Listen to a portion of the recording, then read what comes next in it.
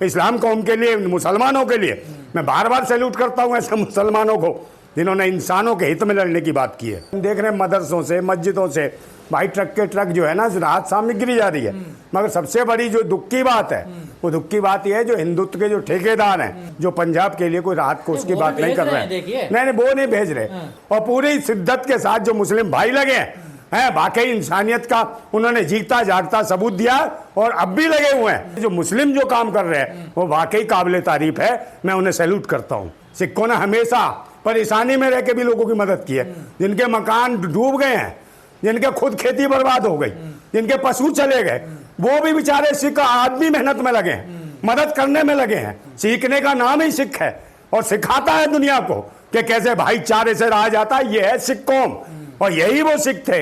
इस बार से भी संघर्ष कर रहे हैं, सरकार से भी संघर्ष कर रहे हैं और दिखा रहे हैं कि हम जिंदा रहेंगे, क्योंकि हम जिंदाबाद थे, जिंदाबाद रहेंगे। ये भगत सिंह का नारा है। खेती बिल्कुल बेकार हो गई, लोग भूख के मारे तड़प रहे हैं, रो रहे हैं, तो इस वक्त हम जन्मदिन नहीं मनाएंगे। जो भी नबी के नाम से अगर कोई आदमी विश्वास रखता है, आस्था रखता है हमारे धर्म का, हमारे मजहब का, तो कहीं ना कहीं वो मदद दे और यही नबी का सबसे बड़ा जन्मदिन होगा, यही बधाई होगी, यही मुबारकबाद होगी अगर हम इन बाढ़ पीड़ितों की ज़्यादा से ज़्यादा सहयोग और मदद कर सके। ये वाकई काबिल तारीफ है। तो ये हालत है, इनको अपनी माँओं की चिंता है, जबकि इन्हें चिंता करनी चाहिए देश की उन माताओं बहनों की जो बाढ़ में क्षतिग्रस्त है, जो डूब रही हैं माताएं बहनें, किसान माताएं, वो किसान माताएं जो खेत का सीना फाड़ के इस देश के लिए अनाज पैदा करती हैं, वो माताएं आज डूब रही हैं। उनकी तरफ कौन देखेगा? मगर शर्म की बात है कि मोदी जी हमेशा चुनाव की रणनीति अपनाते रहते हैं। ये सोचते हैं किस तरीके से चुनाव को लूटा जाए, चाहे किसी भी तरीके तक, किसी भी हद तक जाना पड़े, चाहे चुनाव आयोग चोरी करे, डकैती करे या शासन प्रशासन का किसी भी प्रकार से दुरुपयोग करे, मगर कोई आपदा है, विपदा है तो ये सरकार बिल्कुल नहीं सुनवाई करती। और सबसे उससे भी बड़ी दुख की बात कि एक बागेश्वर है, कह रहा यात्रा निकालेगा वो मथुरा काशी के लिए, मगर उसको नहीं पता भाई एक जो बाढ़ पीड़ितों के लिए बोलना है, तो इसमें बागेश्वर कोई नहीं बोलेगा।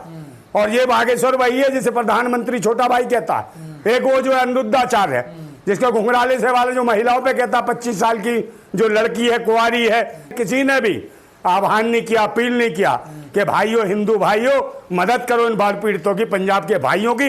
कोई भी हिंदुत्ववादी संगठन, कोई भी सामने खुलकर नहीं आया। ये सबसे बड़ी शर्म की बात है, जबकि ईसाई साथ आ रहे हैं, सिख साथ आ रहे हैं, फारसी जैन साथ आ रहे हैं, बौद्धिस्ट साथ आ रहे हैं, और तो और बढ़ चढ़ के जो मुस्लिम जो काम कर रहे हैं वो वाकई काबिल तारीफ है, मैं उन्हें सैल्यूट करता हूँ। पर सवाल ये है जिन मदरसों मस्जिदों को बदनाम किया गया वही सबसे पहले आए हैं। देखिए हाँ, तो वो आए ना, वो जानने लगे कि सबसे बड़ा जो फर्ज है वो इंसानियत का है। धर्म मजहब सब चीजों से उठ के इंसानियत सबसे बड़ी है, उससे बढ़ के कुछ नहीं है।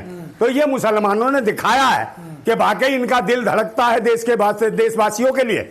हमारे पंजाब के किसान, पंजाब के भाइयों को बताइए, लाखों भैंसें बाढ़ में चली गई बह के पाकिस्तान और बेचारे को मकान डूब गए। ये कष्ट है उनको सबको, और पूरी शिद्दत के साथ जो मुस्लिम भाई लगे हैं वाकई इंसानियत का उन्होंने जीता जागता सबूत दिया और अब भी लगे हुए हैं। हम देखते हैं भाई, सोशल मीडिया के माध्यम से देख रहे हैं मुसलमान ज्यादा से ज्यादा बिल्कुल मांग कर रहे हैं लोगों से कि मदद करें, मगर मेरे को लगा हिंदूवादी जो संगठन है, एक भी संगठन ने कहीं अपील नहीं की है। सिर्फ हिंदू मुसलमान के नाम पर लड़ाना, मंदिर मस्जिद मजार देखनी, सिर्फ इसके लिए सारे संगठन निकलते हैं हिंदूवादी, या फिर बाबा साहेब की मूर्ति तोड़ने के लिए कई षड्यंत्र रचेंगे, या संविधान की प्रतियां जलाने के लिए, या संविधान हटाओ देश बचाओ के नारे लगाते हैं। और अब राजनीति सब समझ गए हैं, पूरा देश गालियां दे रहा है ऐसे पाखंडी और ढोंगियों को। आज जरूरत है इंसान को बचाने की, और इंसान ही इंसान को बचा सकता है, कोई ऊपर से आसमान से टपक के नहीं आ रहा। ये लोग समझ चुके हैं, जो सच्चे राष्ट्रभक्त हैं, जो संविधान में आस्था रखते हैं, लोकतंत्र में आस्था रखते हैं, बाबा साहेब में आस्था रखते हैं, वो कहीं ना कहीं लोगों की मदद के लिए खड़े हैं। लेकिन सिख हर जगह मदद करता, कहीं भी आपदा होती है सबसे पहले बढ़ चढ़ कर आता, तो क्या उसकी मदद के लिए सबको आगे नहीं आना? देखिए, सिख तो बहुत दबंग लोग हैं। सिखों ने हमेशा परेशानी में रह के भी लोगों की मदद की है, जिनके मकान डूब गए हैं, जिनके खुद खेती बर्बाद हो गई, जिनके पशु चले गए, वो भी बेचारे सिख आदमी मेहनत में लगे हैं, मदद करने में लगे हैं। बेचारे वो तब भी कह रहे कि कोई बात नहीं, हम दोबारा तैयार कर लेंगे, मगर अपने लोगों को बचाना जरूरी है, क्योंकि ये जिंदगी एक बार मिलती है, बार बार नहीं मिलती, जिंदगी अमूल्य है। तो उन्होंने जिंदगियां बचाने के लिए जो काम किया है, सिखों का मतलब ही है कि जिंदगी भर सीख, हमेशा सीखते रहो। सीखने का नाम ही सिख है और सिखाता है दुनिया को कि कैसे भाईचारे से रहा जाता है। ये है सिख कौम और यही वो सिख थे जिन्होंने किसानों के लिए किसान आंदोलन करा। तो यही वजह है कि भाई वहां सरकार दूसरे की थी, इस वजह से राहत भी नहीं देना चाहते। तो भाई देश के प्रधानमंत्री हो आप, हैं किसी एक जिले के नहीं हो या वाराणसी के प्रधानमंत्री नहीं हो। और आप भेजे जा रहे हैं ना राहत नहीं आप भेज रहे थे, ये भाई सो के फायदा क्या। जब मैं कह रहा हूँ चिड़िया छुप गई खेत, अगर पहले से इसके लिए जागृत हो जाते, बेगुनाह जो बच्चे मारे गए, माताएं बहनें डूब के मरी हैं, उन वो डूब के ना मरती, आज अपने परिवार के बीच रहती। उनके बिलखते हुए बच्चे जो माओ को खोज रहे हैं, आज वो बच्चे माओ की गोद में होते। मगर इनका दोषी कौन है? मैं देश की जो असली भारत माता है जो आज पंजाब में डूब रही है, उसके लिए कोई रोने वाला नहीं है। कुदरती आफत है ना, देखिए नहीं कुदरती नहीं है, तो इनकी खुद दी गई है। पता ही इतने समय से तो कभी ऐसी बाढ़ नहीं आई, कभी सुना पंजाब में ऐसी बाढ़ें आई नहीं आई। ये सिर्फ इनकी टीस बताती है कि पंजाब के लोग लड़ने वाले हैं, समझे नहीं। हर विरोध करते हैं हर चीज का जो कहीं ना कहीं देश के हित में नहीं है, उसके लिए लड़ते हैं, अपने अधिकारों के लिए लड़ते हैं, संविधान के साथ चलते हैं। आज भी ऐसी विपदा की घड़ी में उन्हें खालिस्तानी बताने में लगे हैं। आईटी सेल पूरी लगी है कि खालिस्तानी बताइए, यही बताते खालिस्तानी। किसी को मुसलमानिस्तानी बना देंगे, किसी को कुछ पाकिस्तानी बता देंगे। तो ये खुद भारत को खंड खंड करना चाहते हैं, जबकि कोई भी पंजाब से आदमी ये नहीं कह रहा कि हम खालिस्तानी हैं। हम भारत के लोग हैं, भगत सिंह को मानने वाले हैं, बाबा साहेब को मानने वाले हैं। हम तार्किकता में विश्वास रखते हैं, पाखंड में नहीं रखते हैं। इसीलिए वहाँ के लोग जीने की इच्छा रखते हैं और संघर्ष कर रहे हैं। इस बार से भी संघर्ष कर रहे हैं, सरकार से भी संघर्ष कर रहे हैं और दिखा रहे हैं कि हम जिंदा रहेंगे, क्योंकि हम जिंदाबाद थे, जिंदाबाद रहेंगे।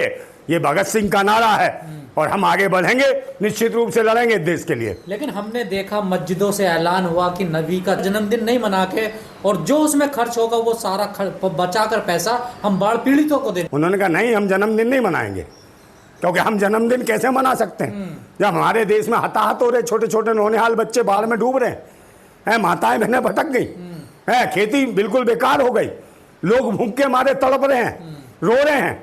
तो इस वक्त हम जन्मदिन नहीं मनाएंगे। जो भी नबी के नाम से अगर कोई आदमी विश्वास रखता है, आस्था रखता है हमारे धर्म का, हमारे मजहब का, तो कहीं ना कहीं वो मदद दे। और यही नबी का सबसे बड़ा जन्मदिन होगा, यही बधाई होगी, यही मुबारकबाद होगी अगर हम इन बाढ़ पीड़ितों की ज़्यादा से ज़्यादा सहयोग और मदद कर सके।